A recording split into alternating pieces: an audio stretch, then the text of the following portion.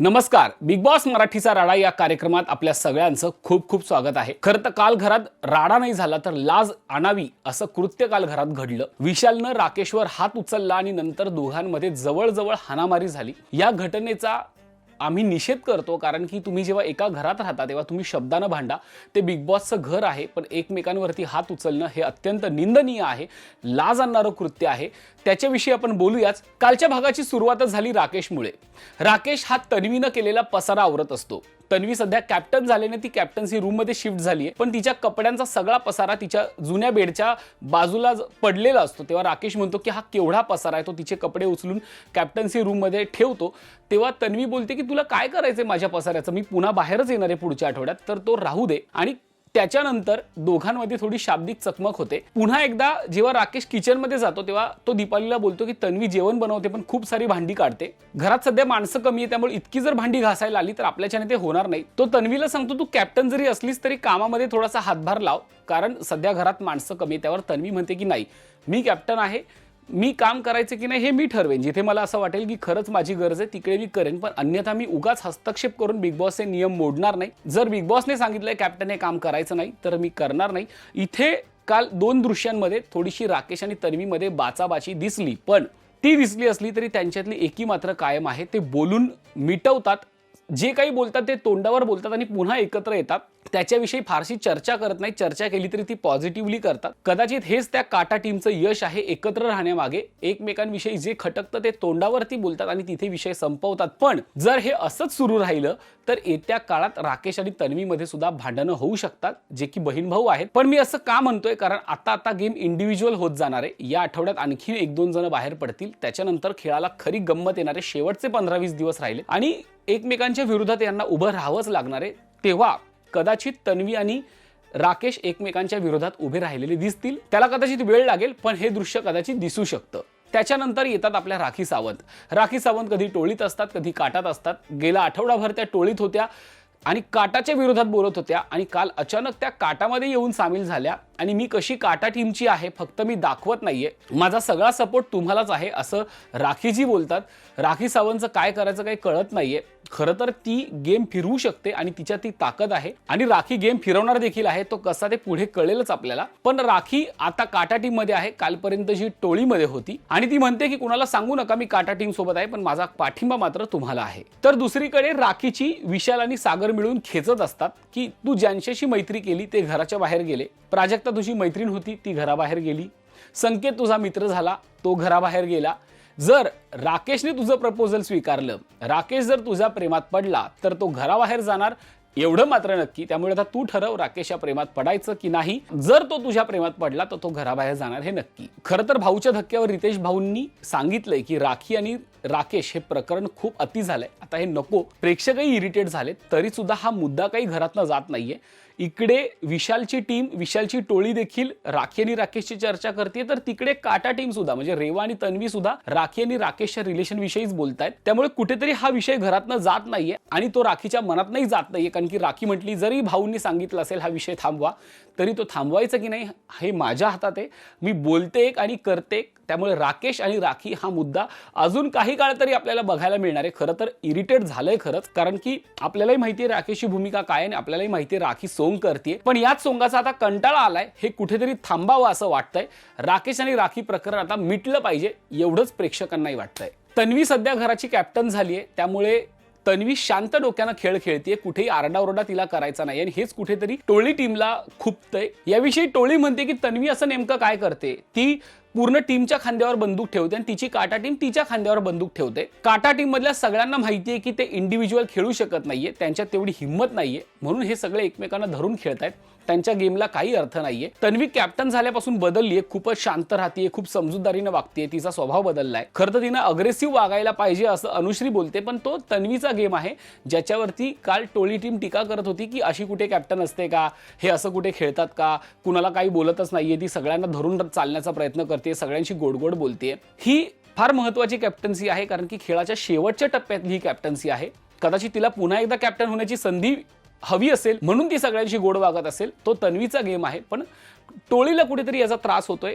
काल तन्वीच्या कॅप्टन्सी विषयी टोळीमध्ये चर्चा सुरू होती, आणि मग त्यानंतर येतो नॉमिनेशन टास्क, ज्या नॉमिनेशन टास्कने काल बिग बॉसच्या घराचा नक्षा बदलून टाकला. नॉमिनेशन टास्क असा आहे की जो सदस्य वीक आहे, ज्याला तुम्हाला टीव्हीवरती बघायला आवडणार नाही, अशाचा फोटो फोडून आपल्याला त्याला नॉमिनेट करायचंय आणि मग या नॉमिनेशन टास्कला सुरुवात होते. पहिल्यांदाच येतो सागर राकेश आणि रेवाला नॉमिनेट करतो. राकेशला नॉमिनेट करताना सागर म्हणतो की राकेशचा खेळ दिसत नाहीये, तो टास्क मध्ये दिसत नाहीये, या घरात मला तो कुठेच दिसत नाहीये. यावेळी राकेश त्याला म्हणतो की आधी तू स्वतःकडे बघ, स्वतःचा खेळ काय ते बघ आधी आणि स्वतःच्या दुनियेतनं बाहेर पड, म्हणजे तुला लोकांचा गेम कळेल काय चाललाय ते. इथे देखील सागर आणि राकेशची थोडीशी चकमक होते. सागरच्या बाबतीत सांगायचं झालं तर सागर सध्या रेवावरती प्रचंड राग काढतोय. घरातल्या कुठल्या सदस्याशी तो फाईट करू शकत नाही हे सागरला कळलंय, त्यामुळे उठसूट तो रेवावरती तोंड टाकतोय. जेव्हा रेवा त्याला नॉमिनेट करायला आली तेव्हा देखील त्यांच्यामध्ये खूप मोठी भांडणं झाली. त्यानंतर येते रेवा सागर आणि अनुश्रीला नॉमिनेट करते. मग येते राखी सावंत राकेशला नॉमिनेट करते, जे खूप धक्कादायक होतं, पण ती म्हणते की राकेशचा गेम अजून इम्प्रूव्ह व्हायला हवा,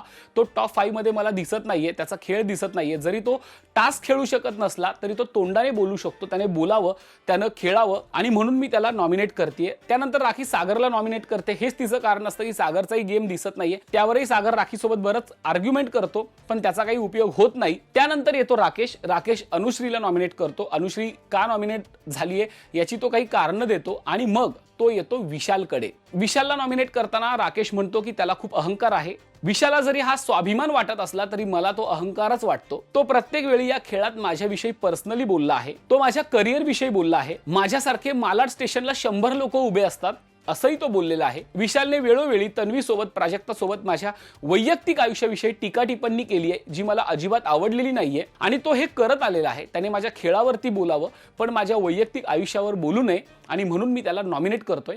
हा अत्यंत साधा मुद्दा होता, पण विशालनं हे खूप चुकीच्या पद्धतीनं घेतलं. तू पर्सनल विषय इथे काढू नकोस नॉमिनेशन टास्क मध्ये असं म्हणत विशाल त्याच्यावर तुटून पडतो. तू देखील माझ्याविषयी मागे खूप बोललेला आहे. बिग बॉसने मला स्वतः सांगितलंय की तू माझ्याविषयी काय बोललाय ते. त्यावेळी बिग बॉस विशालला अडवतात की माझं नाव घेऊ नका, तुम्ही शब्द फिरवताय, मी असं काहीही बोललेलो नाहीये असं बिग बॉस क्लिअर करतात आणि विशालचा पिक्चर तिकडेच पडतो. विशाल खूप खोटारडा आहे.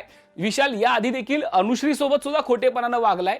काही दिवसांपूर्वीच अनुश्रीनं त्याचं पितळ उघडं पाडलं की तो म्हणाला होता की संकेतला मी नॉमिनेट करेल आणि नंतर तो संकेत समोर म्हणाला की नाही मी असं काहीच बोललो नव्हतो. सेम त्यानं आजही केलं. त्याने राकेश समोर बोलताना अख्खी भूमिकाच बदलून टाकली आणि तो राकेशच्या अंगावर धावून गेला. तू देखील माझं वय काढलं होतंस याचा मुद्दा करत विशाल त्याच्या डिवोर्स पर्यंत जातो. तू बाहेर काय केलंयस, कुणासोबत आहे, इथपर्यंत विशालची मजल जाते. खरं तर बिग बॉसच्या खेळात पर्सनल लेवलवरती जाऊन बोलायला कुठेही परवानगी नाहीये, पण विशालनं काल हद्द गाठली. राकेशचा घटस्फोट झालाय हे त्यानं जाहीरपणे सांगितलं. त्याच्या वैयक्तिक आयुष्याविषयी तो बोलला, तो कुणासोबत आहे इथपर्यंत त्याची मजल गेली. तो पुढे काहीतरी बोलणार तितक्यात घरातल्या सदस्यांनी त्याला अडवलं. नाहीतर काल विशाल राकेश विषयी बऱ्याच गोष्टी बोलून गेला असता. खरं तर विशालच्याही आयुष्यात अनेक वादळ आहेत. विशालच्या आयुष्याविषयी बोलायचं म्हटलं तर खूप काही आहे, पण हा गेम पर्सनल जाण्याचा नाहीये याचं भान विशालला असायला हवं. कारण तो हिंदी बिग बॉस मधून सुद्धा आलाय, तरी त्यानं काल राकेशचं वैयक्तिक आयुष्य नॅशनल टेलिव्हिजनवर काढलं, जे अत्यंत चुकीचं होतं. त्यानंतर राकेश त्याला सांगतो की प्लीज तू पर्सनल आयुष्यावर बोलू नको. तेव्हा विशाल बोलतो की तू खेळाविषयी बोल, पर्सनल आयुष्याविषयी मी नाही तू बोलतोय. इथे देखील विशाल चोराच्या उलट्या बोंबा राकेशवरतीच मारतो आणि परत राकेशला तो शिवी घालतो. तुझी फाटते का अशा शब्दात तो पुढे जाऊन त्याला शिव्या देतो. राकेशचा राग अनावर होतो. तो तिथून बाहेर येतो आणि दोघांमध्ये बाचाबाची होते. यावेळी विशाल जाणीवपूर्वक राकेशच्या अंगावर धावून जातो आणि त्याला धक्काबुक्की करतो. कुठेतरी ताकदीचा माज विशालला आहे, कुठेतरी खेळाचा माज विशालला आहे. विशाल खूप चांगलं खेळतो असं जे काही बोललं जातं भाऊच्या धक्क्यावर, कुठेतरी त्याचा आता त्याला अहंकार आलाय. तो त्याच्यात होताच, आता तो बाहेर उफाळून आलाय. विशालने हाणामारी केली हे बिग बॉसनं काल जाहीर केलं आणि स्पष्टपणे सांगितलं की विशालनं राकेशवर हात उचललेला आहे. खरं तर विशालला यानंतर कायमस्वरूपी नॉमिनेट केलं गेलेलं आहे आणि कायमस्वरूपी त्याला कॅप्टन्सी मधून बाहेर काढलेलं आहे. पण ही शिक्षा विशालसाठी पुरेशी नाहीये, कारण विशाल हा डबल ढोलकी आहे, तो दलबदलू आहे. तो अनेकदा म्हटलाय की मी जे बोलतो ते करतो, पण असं नाहीये. विशाल जे बोलतो त्यापासून तो अनेकदा माघार घेतो आणि शब्द फिरवतो. हे डे 1 पासून प्रेक्षकांनी बघितलेलं आहे. आम्ही कुठे देखील राकेशची बाजू घेत नाही आहोत, पण काल ज्या पद्धतीनं वैयक्तिक आयुष्यावर विशालनं घाव घातला तो अत्यंत निंदनीय होता आणि त्याचा निषेध झालाच पाहिजे. कारण विशालनं काल सांगितलं की राकेशने माझं वय काढलं, पण याआधी विशाल स्वतः तन्वीच्या वयाविषयी बोललाय की तिचं वय लपवते, ती ज्या वयाची आहे त्या वयाची वाटत नाही. सेम तो राकेशच्या वयाविषयी बोललाय, तो राकेश आणि रेवाच्या वयाविषयी बोललाय. तू इतक्या लोकांच्या वयाविषयी बोलत असताना जर समोरच्याने तुझं वय काढलं तर त्याचा तुला राग येण्याचं काही कारण नाहीये. बरं, राकेश त्याच्या वयाविषयी काहीच बोलला नव्हता, फक्त तो चेक करत होता की याचं वय नेमकं काय आहे. म्हणजे तुझ्या वयाविषयी एक साधारण स्टेटमेंट केल्याचा तुला राग येतो, पण एखाद्याच्या घटस्फोटापर्यंत, त्याच्या बायकोपर्यंत जाण्याचा अधिकार तुला कुणी दिलाय? राकेश काल स्पष्ट शब्दात सांगतो की माझ्यापर्यंत बोला, ज्या व्यक्तीचा माझ्यासोबत घटस्फोट झालाय त्या व्यक्तीचा काय संबंध या खेळाशी, का त्या व्यक्तीचं नाव या खेळात घ्यायचंय, माझ्यामुळे त्या व्यक्तीची बदनामी झालेली मला आवडणार नाही. इतका स्पष्ट आणि स्वच्छ विचार राकेशने काल ठेवला. पण कुठेतरी विशालला आता अहंकार झालेला आहे, कुठेतरी विशालला असं वाटतंय की माझ्यासारखं कोणीच खेळू शकत नाही, आणि विशाल याच अहंकारामुळे येत्या काही दिवसातच घराच्या बाहेर असेल हे मात्र नक्की. कारण काल त्यानं सगळ्या मर्यादा ओलांडत राकेशवर हात उचलला.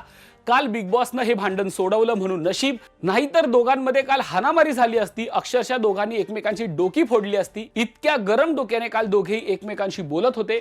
विशालच्या या कृत्यावर बाहेर देखील प्रचंड नाराजी आहे. प्रेक्षक असो, बिग बॉस मधले माजी खेळाडू असो, प्रत्येक जण विशालवरती टीका करतय, प्रत्येक जण विशालची निंदा करतय. कारण विशालनं काल चुकीच्या गोष्टीचा मुद्दा बनवला. राकेशने नॉमिनेट करताना काय कारण द्यायचं हा त्याचा वैयक्तिक प्रश्न होता, पण तू त्याच्या वैयक्तिक आयुष्यात डोकावणं हे कुठेही मान्य होणार नाही. आणि विशाल बोलत होता की राकेशला गेम कळत नाहीये, तो गेमसाठी या सगळ्या गोष्टींचा वापर करतोय. विशाल, तू जागा हो, तू गेमसाठी अनेक गोष्टींचा वापर करून बसलाय, फक्त त्याविषयी घरात कुणी बोललेलं नाहीये, पण बाहेरच्या जगात प्रेक्षक मात्र त्याविषयी भरभरून चर्चा करतात. 20 वर्ष लहान असलेल्या मुलीसोबत तू घरामध्ये अफेअर करत होता, ते तुला अयोग्य वाटलं नाही, आणि आज तुला राकेशचा गेम खटकतोय. जरा स्वतःकडे बघ, तू काय पद्धतीचं खेळलाय. त्यामुळे विशालच्या या कृत्याचा आम्ही निषेध करतोय. अर्थात आम्ही राकेशची कुठेही बाजू घेत नाही आहोत, त्याने देखील प्रतिकार करण्यासाठी धक्काबुक्की केली, पण चूक विशालची होती, जे बिग बॉसने देखील जाहीरपणे सांगितलंय. या सगळ्या भांडणात एका व्यक्तीचा प्रचंड राग येतो, तो म्हणजे सागर दादा. सागर दादा हा अत्यंत महाभाग आहे, त्याला स्वतःचा गेम खेळत नाहीये. काल तो नॉमिनेशन करताना अनेकांना बोलला की तुम्ही इंडिव्हिज्युअल खेळा, तुम्ही इंडिव्हिज्युअल खेळत नाही म्हणून मी तुम्हाला नॉमिनेट करतोय. प्रिय सागर दादा, तू इंडिव्हिज्युअल खेळतोय का याचा स्वतः एकदा विचार कर. कारण तू विशालच्याच ओंजळीनं पाणी पितोय, तू विशालच्याच बाजूने खेळतोय.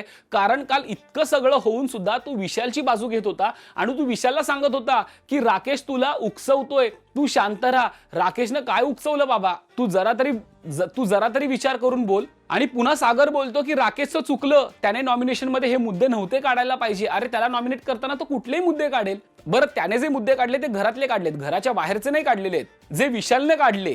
तू विशालला बोलायच्या ऐवजी, त्याची समजूत घालायच्या ऐवजी सागर सांगतोय की राकेश कसा चुकला, आणि पुढे हाच सागर सांगतोय की राकेश सारख्या मॅच्युअर माणसाकडनं अशी अपेक्षा नव्हती, तो असं बोललाच कसा, कदाचित तो खेळासाठी बोलला असेल. म्हणजे सागर, तू मान्य देखील करतोयस की राकेश मॅच्युअर्ड आहे, आणि दुसरीकडे तू हे देखील सांगतोय की त्याने मुद्दामून केलं. तुझ्या दोन स्टेटमेंटमध्ये कुठेच काही मॅच होत नाहीये. त्यामुळे सागर दादा, तू एकदा स्वतःकडे बघ, स्वतःचा गेम खेळ, स्वतः एकदा विचार कर की आपण योग्य माणसाची निवड केली आहे का, नाहीतर एकदा विशालच्या अहंकारासोबत तू सुद्धा घराबाहेर येशील. त्यामुळे सागर दादा, आता तू स्वतःच्या खेळाची काळजी घे, कारण तू चुकीच्या व्यक्तीशी साथ निवडलीयस. मी मगाशीच बोलताना म्हटलं की घरात खूप सदस्य आहेत, पण सागर मुद्दामून रेवाला टार्गेट करतोय. त्याला माहितीये की वासरासमोर लंगडी गाय शहाणी असते, त्यामुळे तो उगाच त्या रेवावरती आवाज चढवतोय. घरातल्या कुठल्याही सदस्यांना तो भिडत नाही, फक्त रेवाला त्यानं टार्गेट केलंय. काल रेवा इतकंच म्हटली नॉमिनेशन टास्क दरम्यान की नॉमिनेशन माझ्यासाठी खूप सिरियस ऍक्टिव्हिटी आहे, तू त्याला कॉमेडीमध्ये घेऊ नको. हे एक कॉमन स्टेटमेंट होतं, याच्यात तिनं कुठेही त्याचं प्रोफेशन काढलेलं नाहीये. पण तू माझं प्रोफेशन काढू नको, या घरात अनेकदा हा मुद्दा झालाय, तू कॉमेडीवरच का बोललीस. अरे भाई, तू कॉमेडी करतोस, तू कॉमेडियन आहे, आणि ती तुझ्या प्रोफेशनवर बोललेली नाहीये. तिचं वाक्य नीट ऐक. नॉमिनेशन टास्क हा सिरियस टास्क आहे, तू कॉमेडीत तू हलक्यात घेऊ नकोस. यासाठी ती म्हणाली की तू तो कॉमेडीत घेऊ नकोस. कदाचित तिची भाषा थोडी वेगळी असेल, तिनं कुठेही प्रोफेशन काढलेलं नाहीये, आणि हा भाई प्रोफेशनचा मुद्दा काढून तो तिच्यावर इतका तुटून पडतो. एरवी मुलींशी बोलताना कशी सभ्यता पाळायची हे सांगणारा सागर दादा आज एका मुलीशी ज्या भाषेत बोलतोय ते खूपच धक्कादायक आहे. आणि सागरचा गेम कुठेतरी खूप वीक आहे, आणि त्याला माहितीये की आपला आवाज कुणापुढेच चढू शकणार नाहीये, म्हणून त्यानं रेवाला टार्गेट केलेलं आहे. आणि गेले काही दिवस तो सातत्यानं रेवाला टार्गेट करतोय. रेवाचं दिसणं, रेवाचं असणं, रेवाचा खेळ, रेवाचे कपडे, या सगळ्याविषयी सागरदादा टिप्पणी करतोय. रेवासारखे कपडे देखील अनुश्रीने घातलेले त्याला बघवले नाही. रेवाची पॅन्ट फाडल्यावरती सागरदादा गप्प होता. हे जर अनुश्रीच्या बाबतीत झालं असतं तर तो बोलला असता. म्हणजे सागरदादा सुद्धा दुटप्पी आहे, तो डबल ढोलकी आहे. तो फक्त मला किती सगळ्यांची काळजी आहे, मी कसा घरातला समजूतदार आहे याचा आव आणतो. प्रत्यक्षात तो खेळासाठीच खेळतोय आणि त्याला चांगलं माहितीये की आपण जर विशाल सोबत राहिलो तरच टिकू, आणि म्हणून तो अक्षरशः त्यांच्या ओंजळीनं पाणी पितोय. ते जसे म्हणतील, त्यांना जसं पूरक वाटेल, त्यांच्या जसं फायद्याचं होईल तसा सागरदादा वागतोय आणि हे अत्यंत दुःखद आणि धक्कादायक आहे.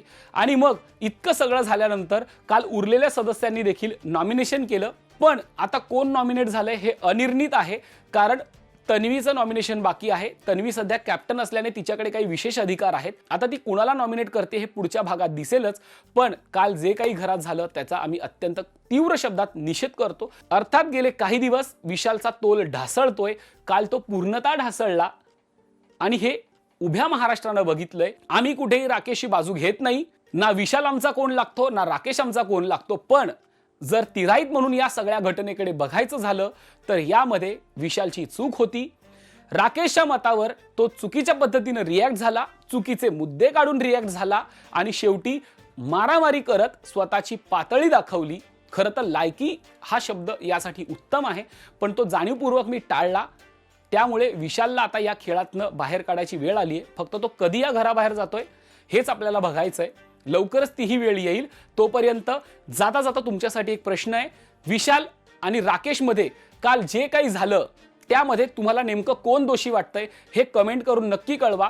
विशालला घराबाहेर काढलं पाहिजे का? या घरामध्ये मारामारी करण्याला परवानगी नाहीये, तरीही विशाल त्या घरात आहे. विशालला घराबाहेर काढलं पाहिजे का हे देखील कमेंट करून नक्की सांगा. आणि पाहायला विसरू नका बिग बॉस मराठीचा राडा फक्त राजश्री मराठी शोबजवर. धन्यवाद.